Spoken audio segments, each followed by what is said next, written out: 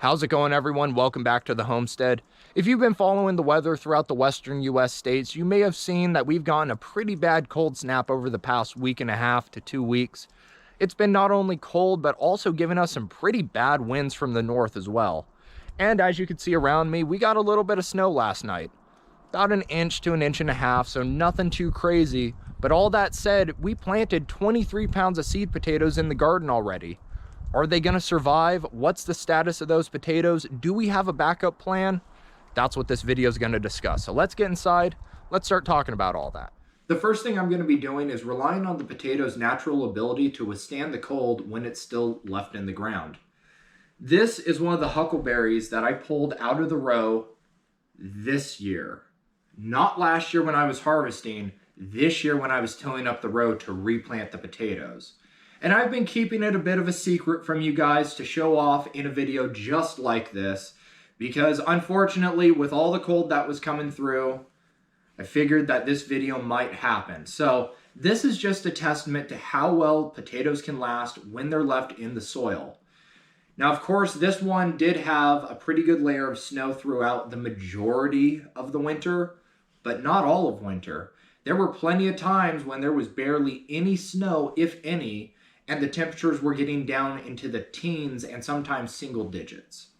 And here this potato is, looking better than any of the other potatoes that I harvested last year during the fall. So that's number one. I'm going to rely on the potato's natural abilities. Number two, I've also been keeping a little bit of a secret that I have a decent amount of seed potatoes left over. Not a good amount, but a decent amount. A couple huckleberries, more than enough russets, and unfortunately, no Yukon Golds.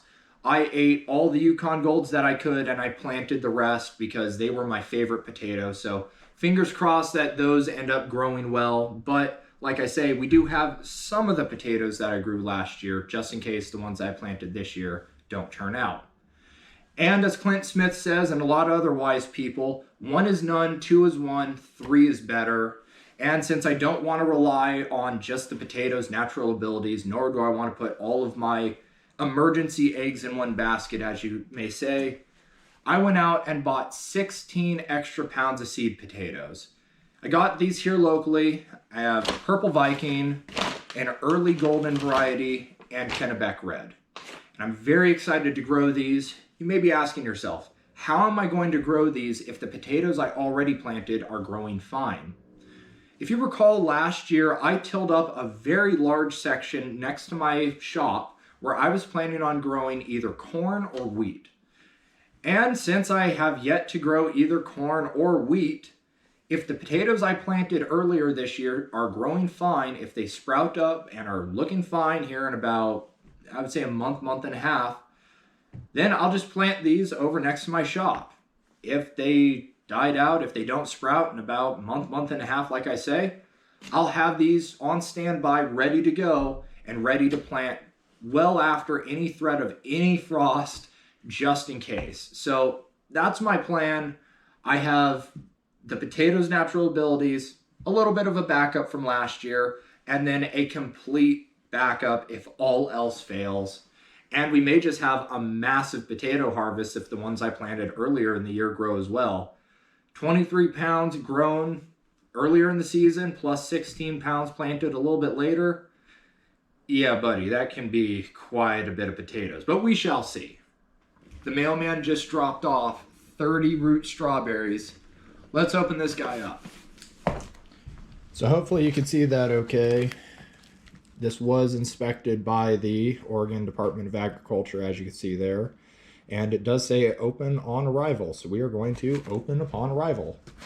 You can also see the different varieties listed there. We have 30 total strawberries and then 3 Triple Crown blackberries in here as well. So really looking forward to growing all of those. Gonna be fun.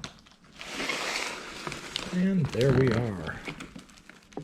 So there's obviously the blackberries.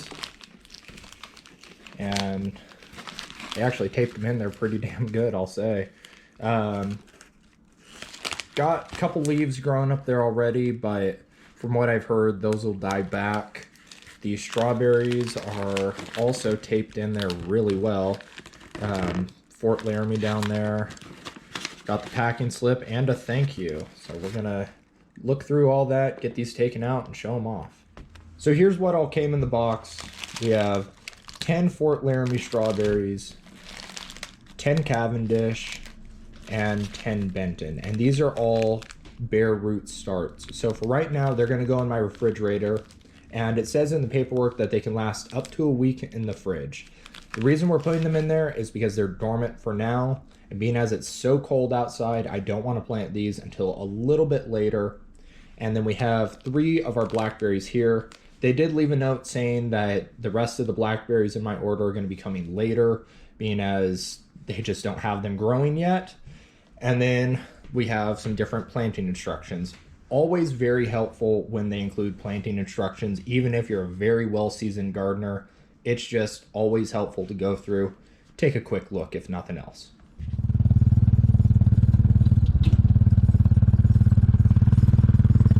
Welcome back to the garden, everyone. I apologize for such a large gap in between videos, but I had my wisdom teeth pulled a couple days ago, so I've just been resting.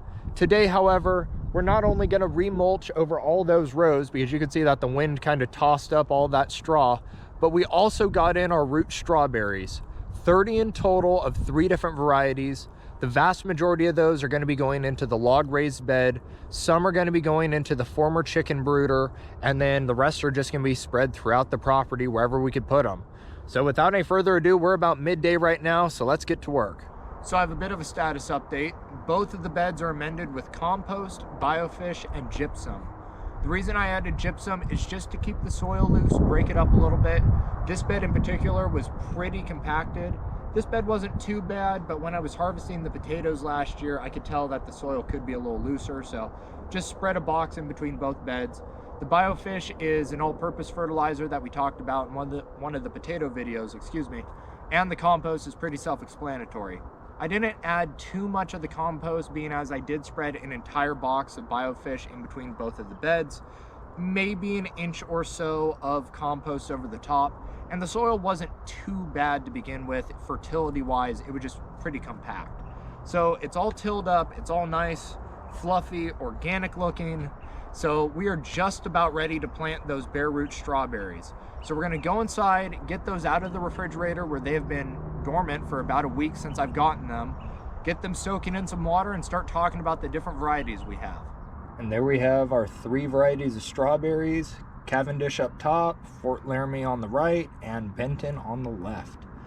Let's go over to the garden. We need to let these soak for 30 minutes, and while we're waiting, we're gonna mulch over those rows.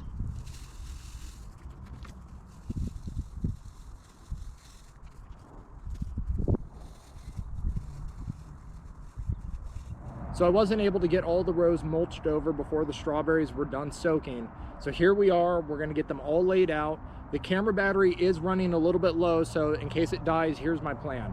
I'm gonna space them out 3 rows, each variety per row, basically, a foot apart.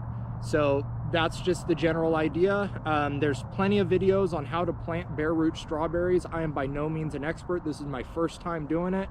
So this is, just like a lot of things on the homestead, a glorified experiment. So I'm gonna get them laid out and start planting. Got all the rows laid out, and thankfully I was able to put all 30 of the strawberry starts in this bed. I do have an overflow row going over on the left, but all 3 varieties have their own row: Cavendish, Fort Laramie, and Benton. Let's see how it goes. They're spaced, like I said, roughly a foot apart, give or take. If I'm a little bit more on the less than a foot side, I think they'll be okay, being as I don't expect all of these to survive, but who knows? That's the hope. We just got finished planting over 30 root strawberry starts, 4 rows in total, and I think it looks great. And here's a good example of how I planted them. This is the crown, and that's where the sun is going to feed the plant. So all the roots are obviously planted deep in the soil. That's going to give the plant a good head start, and hopefully we're going to see some sprouts off of this not too long from now. That's going to do it for this video, you guys. Hopefully you enjoyed. If you did, please consider leaving a like and subscribe if you haven't done so already. And speaking of which, thank you for passing me over 800 subscribers, you guys. Every time I hit a milestone like that, it honestly means a lot, because I work really hard to put these videos out. less than some, more than others, I'll say, but I still put in quite a bit of work. So if you guys enjoy it, I really do appreciate it. And it means a lot if you do subscribe, like, comment, and of course, share the video with someone you think also might enjoy it.